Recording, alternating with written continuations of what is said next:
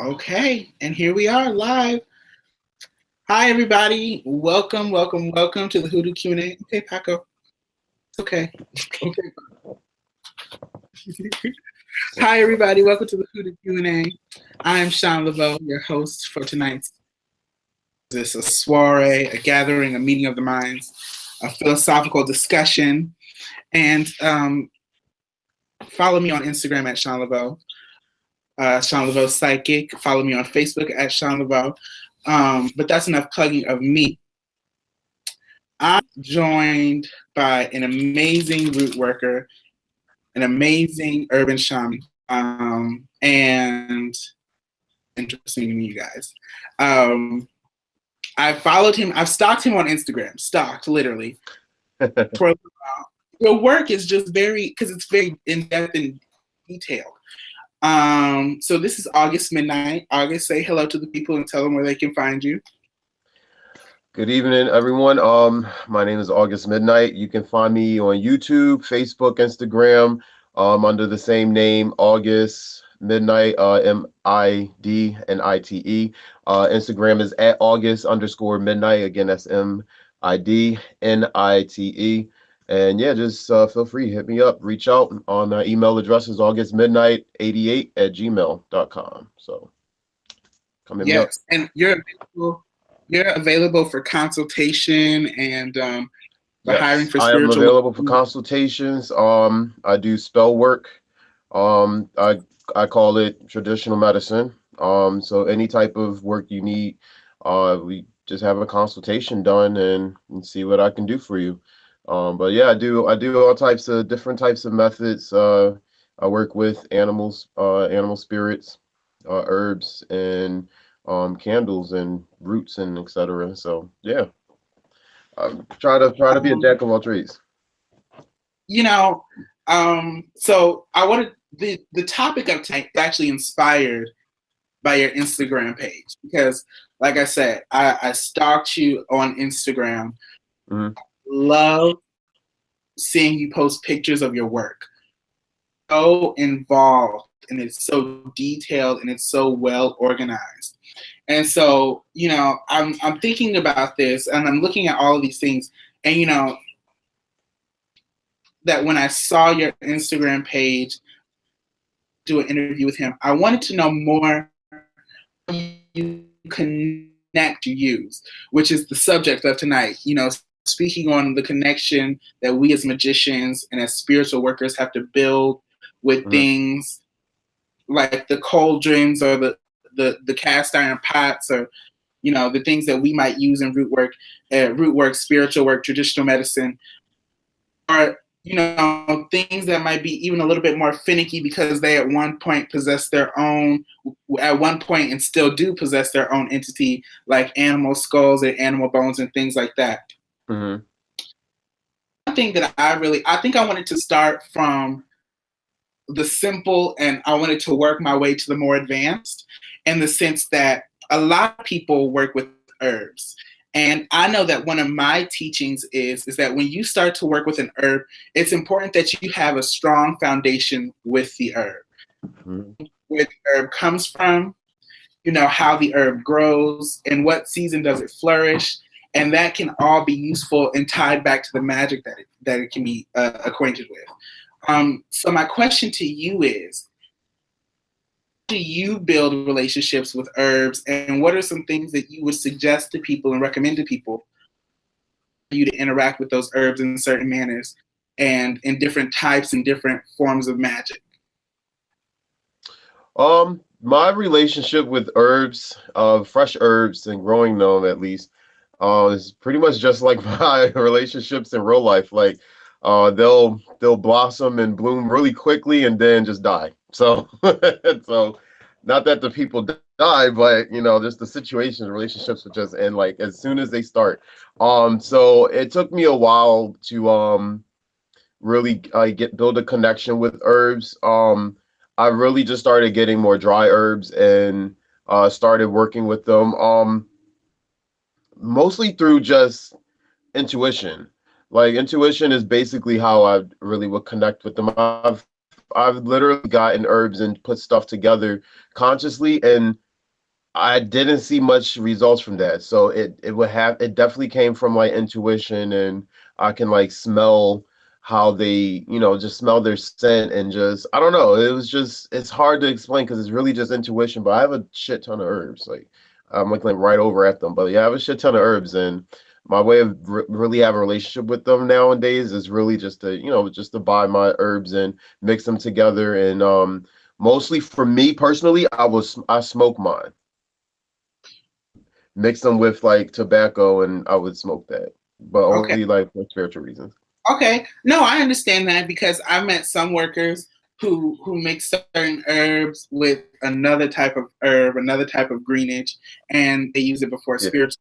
So I very much do understand that. And some cultures, some practices require you to smoke a certain type of herb before you Hmm. enter into the sanctuary. So I very much understand and connect with that. So in terms of applying herbs to spell work, like you said, you don't have a big connection with them, but when it comes to doing like love spells or money spells where it requires you to have a very personal, connection to the thing that you might utilize to make this Hmm. manifestation, how do you necessarily make that connection happen, especially if you don't necessarily have all the things that you might need slash want Right. to do that? Well, I guess to answer the question, really, I would talk to them, like as I'm collecting the ingredients. Uh, when I do my work for people, I use personal objects, and it's best if I have like DNA, like so like fingernail clippings and hair especially. So I mix the herbs with that. So when I work with them, really, when I grab them, I just start like talking to them, and I just be like, look, I need this to happen. I need this to happen. I actually shared a story on my Tumblr, I think, about a friend of mine from my old job who he was just single for like a really long time, and he just always had a lot of love to give. I just saw how he was with his friends, and I was like, he needs someone. So I came home and I mixed some herbs for him, without him knowing, and it was very, very intuitive. And I just put the herbs together. I ground them up into a powder. Came back to work the next day. While he was walking away, I blew them on him, and like the next year, he was engaged. And I have no, I have no idea. I have no idea what herbs I even used, but it was Because very intuitive. But I love that because in this moment, I had a connection. I think that sometimes when people do spell work or ritual work or traditional medicine, whatever you want to call it, I think that some people forget to intuitively and from a pure space touch the thing that you want to do, and it'll Hmm. give you the herbs, and it'll not only give you the herbs, but it'll give you I refer to it as ashe, but Yeah. a more common term for it is energy. The energy Hmm. that you want, and you'll be able to apply that to not only just the mixing of these herbs, but to how you use the mix of herbs that you just so you turned them into a Right. powder and it created the manifestation. I just think Right. that's real authentic spiritual work in its everyday practice.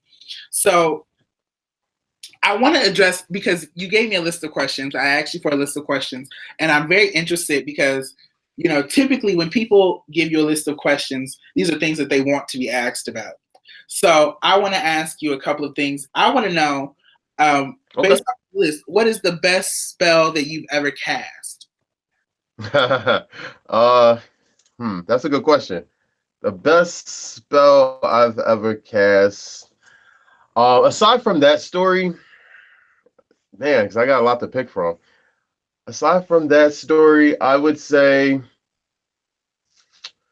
uh, Before you answer that question, I how long have you been doing work, both okay. professionally and as an I've been I've been actively practicing since I took an interest since 2013. Okay.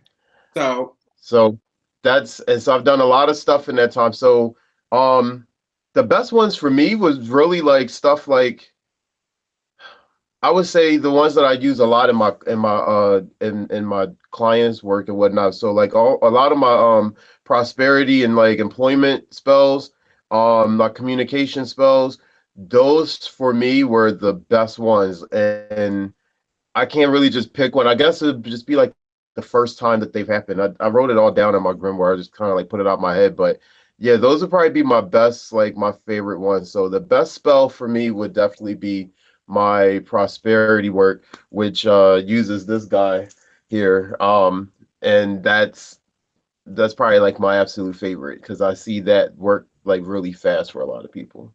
So my question is because that was the first thing I noticed on the live stream. You have what type of animal is that? Let's start with that. That is a bison or buffalo.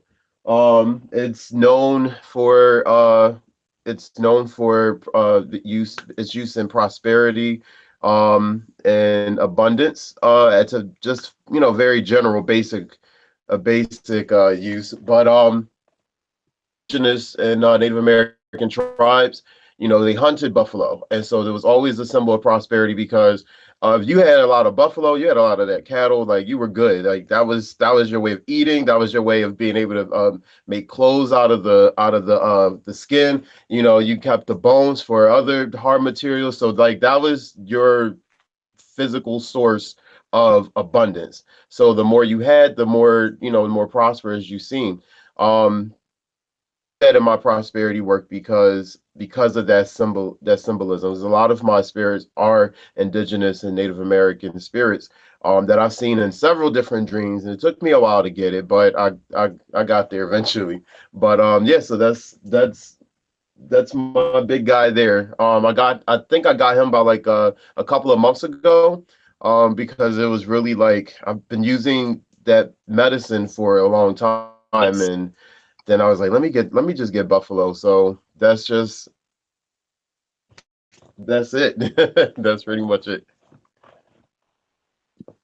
Well, the thing about it is that I want to know what space did you find him, and then what made him call to you for you to put him into this specific work? Um, well, I was doing when I first started practicing, I was doing a lot of candle work, and I instantly got over that. Like I still do it, but I felt like that wasn't enough, and I just tried different things, and then I don't know. I just started doing more and more research. I was just like something else is missing, and I started thinking about a couple of previous spells that I did that utilize animal medicine, and I've noticed that the ones that incorporated animal spirits worked a lot faster or a lot stronger than any other spell that I did. So I said, well, what can I use for prosperity? Because like a lot of stuff is just not really happening.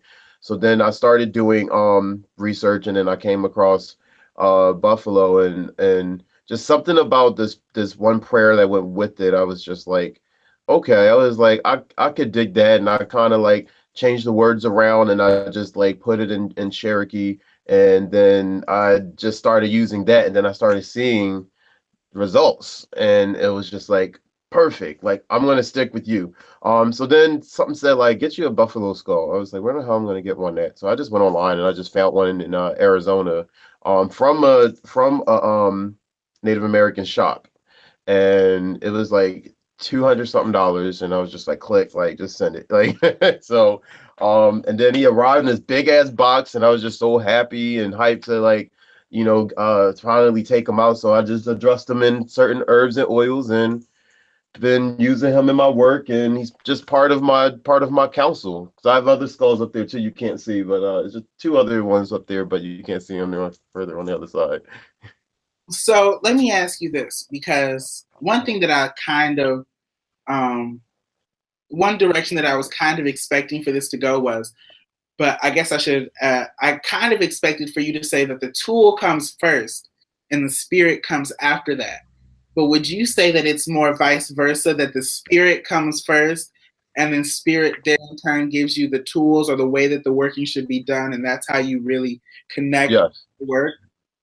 Yes, that would be very, very correct. They would contact me way before I can think about getting a tool.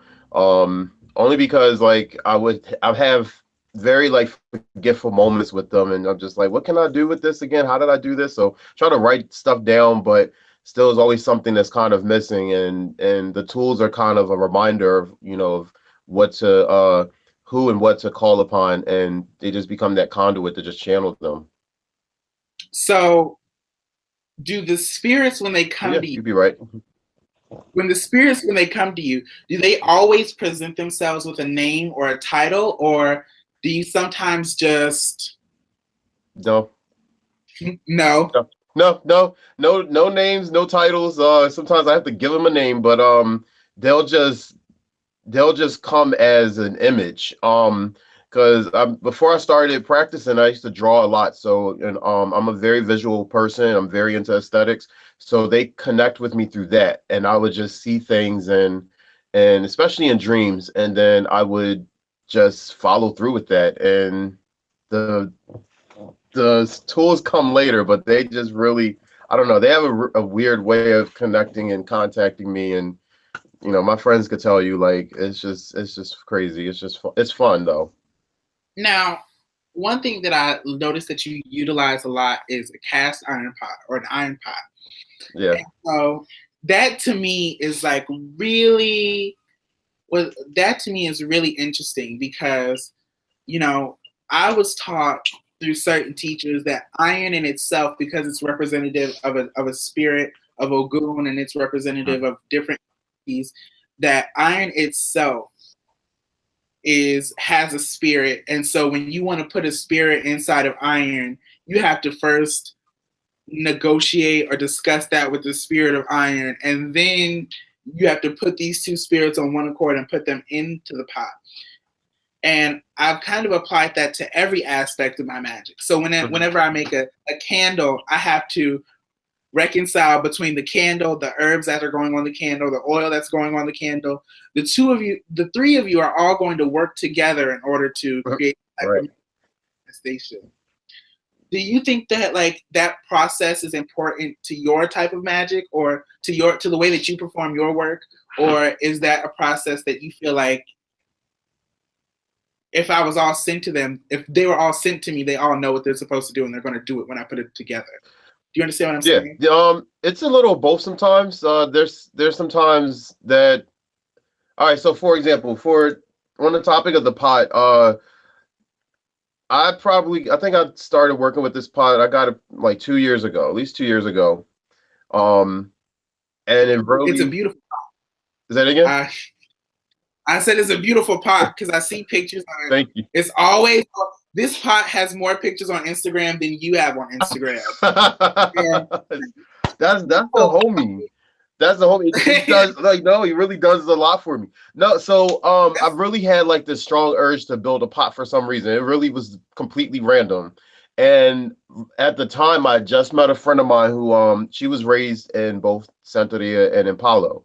So she said like I could teach you how to make a general, spirit pot, like it's not an nganga, but it's a spirit pot, like it's something that you can do. I was just like, okay, cool. Cause I really couldn't sleep because I had to make this. I So feel people. I already feel the sword sharpened. Oh, that's not an Nganga. That's not what we're talking about here. We're talking about a spirit pot. Now, if a you are spirit pot. Yeah, you know it's what a spirit very, pot very is. general. Yeah.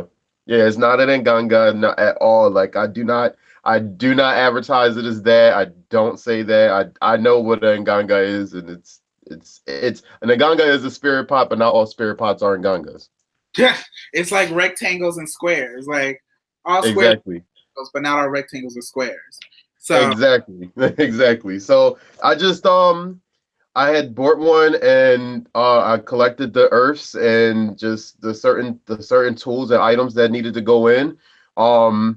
It really is dedicated to my main spiritual guide. My it's this crazy ass crazy ass half African, half Cherokee man that I've seen in dreams that he scared the shit out of me when I first saw him.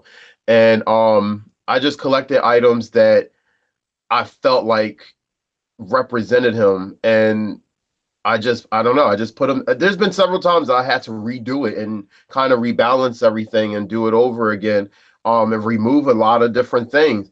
But I will always check and make sure that everything was cool afterwards, and they would tell me yes, and I don't know, I just started working with it more often, and it's something that's linked to me. So it would communicate with me through dreams.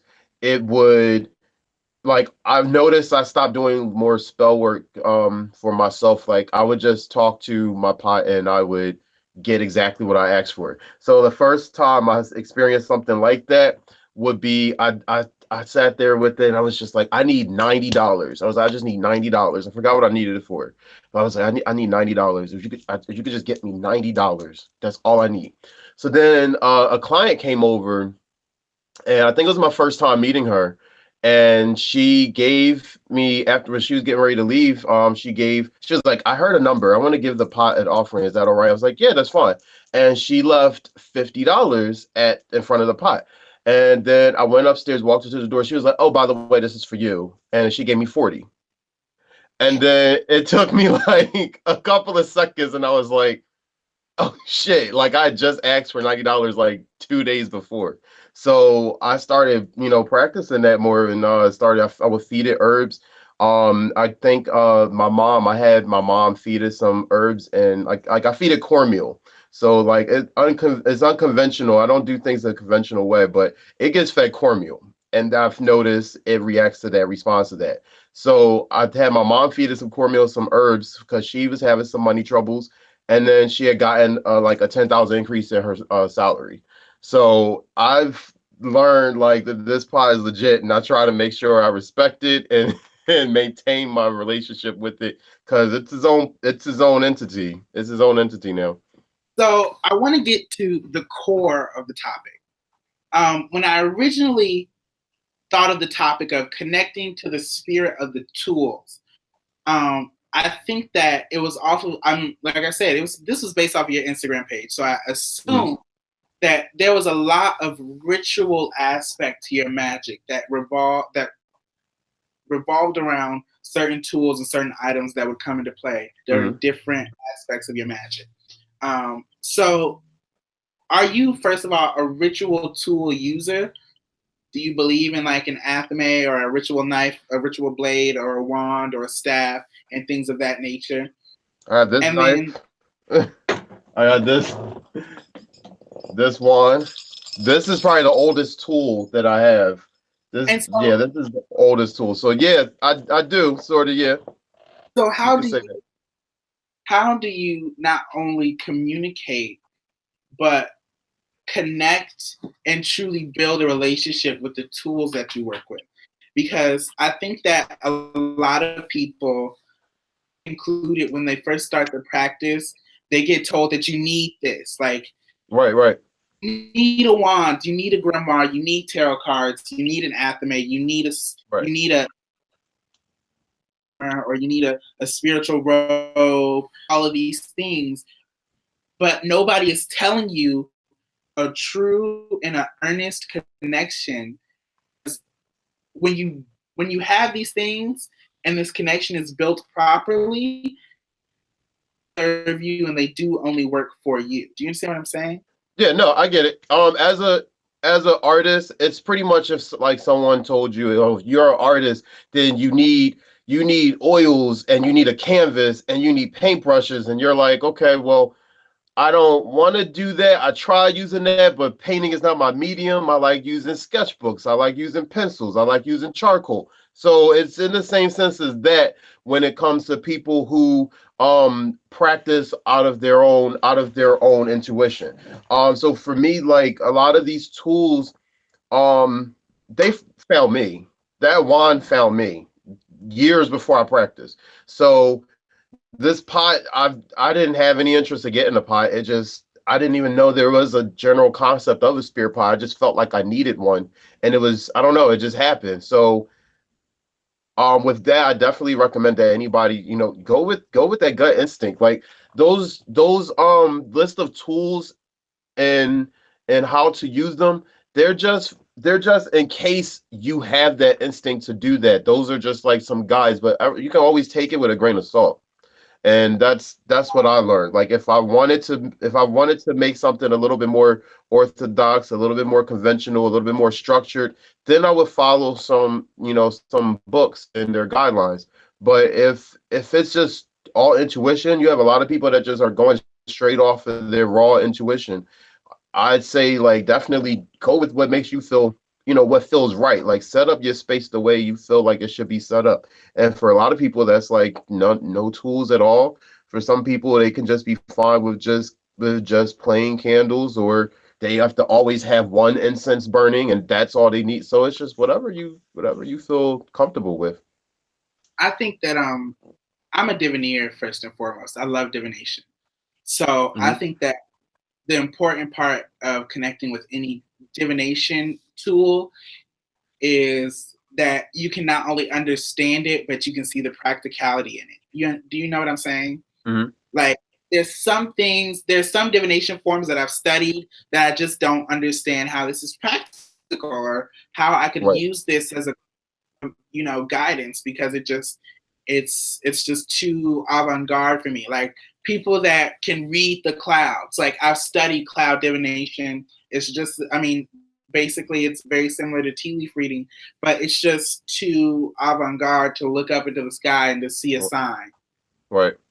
But I think that the other side of that is um like I said, the communication between you and the situation. And so I know with divination, there have been times where I've divined, tools have told me not to do something. And so my Hmm. question is, has there ever been a time where you wanted to utilize your pot or any of your other spiritual tools in a certain way for a certain working and they've said no? And how do you reconcile that or how do you deal with that? Do you let it go or do you do some type of work to make them more lenient and more Yeah. bending? Yeah, there's definitely been a few times that they weren't working for me. You can feel this resistance. Is weird. As you can feel like this resistance of energy trying to work with this. So with my pot, there was a few times that I had put a couple of things in it, and it wasn't with it. He was not with it. And I think for like a while I was seeing, like I could, like it had its own odor, and I could smell it when I was at work. I would try to do I don't know, it would be like I would try to light candles, certain candles, by the candles wouldn't light. um I was just like, it's really not fucking with something, so I had to like figure out what it was. And it would just be because I put an object in there that it was like, get this shit the fuck out of here, bro. Like, so I was like, okay, like let me fix this and change it up. um yeah, so that pretty much that's the main thing that really would fight me, would be this pot. Like it's a relationship. It's a relationship. I'll let anybody know, like it's like any other relationship. You get along sometimes you don't. It's just working it out. So we have 10 minutes left, 9 minutes, excuse me, before we end the show. We started kind of late, but I think that we touched on a lot of interesting information. I want to take the last 9 minutes and I just want to have a brother to brother type of, witch talk right now. No problem. So talk about he who shall not be named, also referred to as the Republican president of the United States. Recently, he has made some really potent comments, and on the original questions list, you had actually talked about doing spellcraft against him. So I'm going to take that idea and I'm Right. going to morph it a little bit. Um, First of all, have you put his name into any type of work?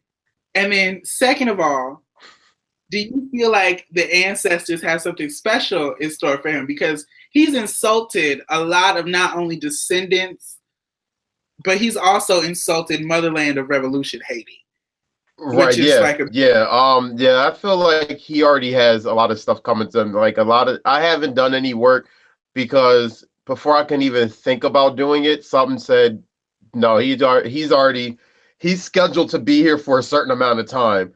Um, y'all heard it here first. I heard it here first. August Midnight has just made a prediction. So listen, y'all, this is groundbreaking. Grassroots witchcraft giving you the tea right on air.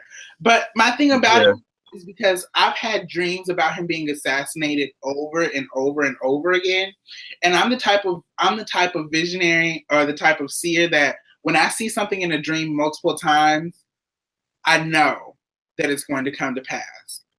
Mm-hmm. Maybe not today, maybe not tomorrow, but I tell you, like my grandma used to say, be prepared because it's coming like a thief in the night, and you don't know when, you don't know where.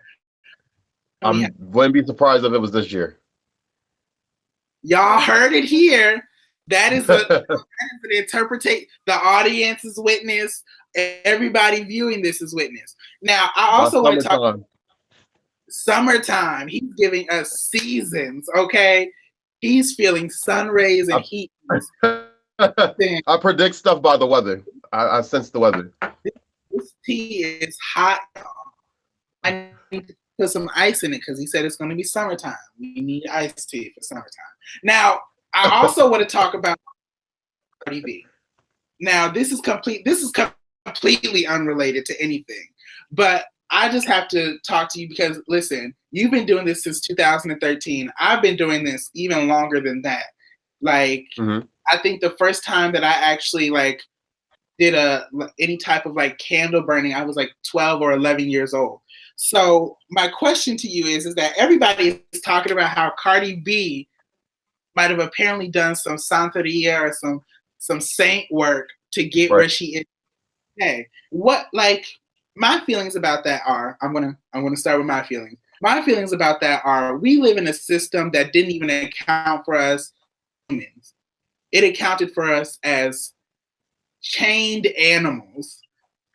So of course we have to call on super higher forces to bring down the blessings that we deserve and that we deserve to be recognized for. So my question to you is, first of all, do you think that Cardi B did some type of, juju to get where she is? And then do you think that that's wrong? Do you think that that's right? Do you think that's something more people should embrace? Or do you think she just did her and people should just leave that alone? I really think it's a little bit of both. I love Cardi B, low key. Cardi B, though? That's the question. But I don't think she in particular did anything. I feel like someone did something for her, especially in the community that she is from. That's everywhere. So I feel like someone did something for her, but that's not to say that she also did not put in the work. Because a business like that, you still have to put in the footwork in anything you do, and with anyone doing spiritual work for you, as you well know. A lot of people think that going to spiritual services and magic is the shortcut, but it's not. It's just an extra source of energy. But so again, that's to say that I'm sure she did her work. I'm sure she worked her ass off. But at the same time, I do feel like that what went in tandem with that was someone really close to her, a female. Ooh, y'all, this is more tea. More tea. Listen, we're going to have you back on the show. We just going to have just a show where you just do some readings on current events. Right now. I'm here for it. I'm loving it. But please continue on. It was a woman. Was it an older woman? Yeah, it was an older woman. Yeah, it was definitely an older woman. A mother, a grandmother, an aunt. Probably, most likely a grandmother. May not be her grandmother, but it was probably a grandmother. It was somebody's grandma.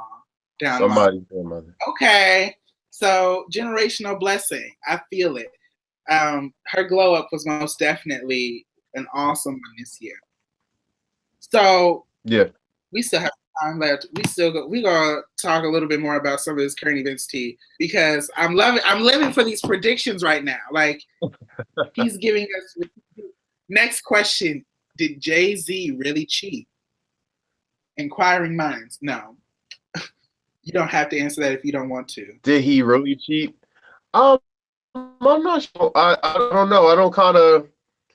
I don't tap into their frequency. I don't know. Something about Jay-Z and Beyonce's energy. Like I know they have a lot of protection around them. So it's like something just says don't even peek. So I just leave it alone. That's all tea. So one more time for the people, where can they find you, Mr. August? um I'm mostly on Instagram at August_midnight.